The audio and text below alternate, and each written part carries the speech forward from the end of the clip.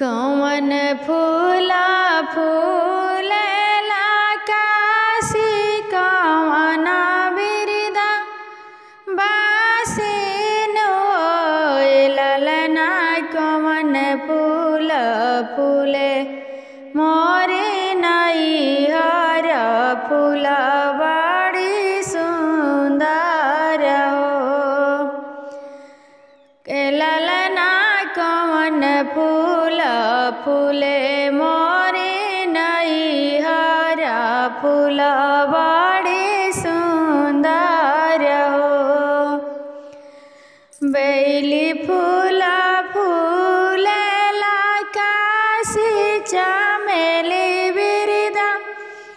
Basin होय ललना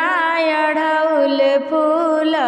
फूले मोरे नैहर फूल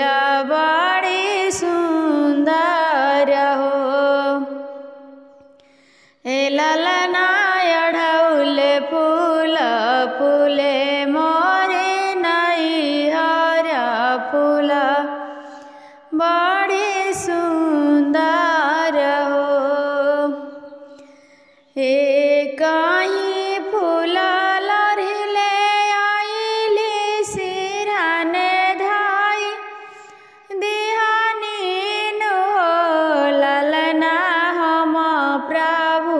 सोई रही से जिया तो हमार गार भरल हो ललना रची रची से जिया लगवलो तो हम प्रभु सोई रहल हो एक मास बीतल दूसरा मासे और तीसरा मास हो ललना नौवे में होरिला जनमले महलिया उठे सोहर हो ललना नौवे में होरिला जनमले महलिया उठे सोहर हो दुआरा से ननद मोरे आइली आंगन बीच खड़ा भइली हो भौजी कमन कमन से जिया सोवलू होरिलवा बड़ी सुंदर हो भौजी कमन कमन से जिया सोवलू होरिलवा बड़ा सुंदर हो किया से जिया सोवलू जिमीदार संगे किया पहरादार संगे हो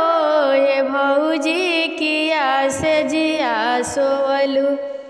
हमारा भैया संगे होरिलवा बड़ा सुंदर हो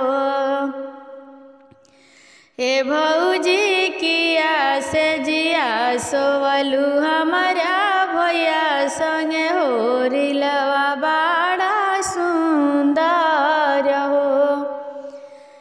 नाही से जिया सोवनी जिमीदार संगे नाही पहरादार संगे हो ननद हम से जिया सोवनी रउआ भैया संगे होरिलवा बड़ा सुंदर हो ननद हम से जिया सोवनी तोरा भैया संगे होरिलवा बड़ा सुंदर हो।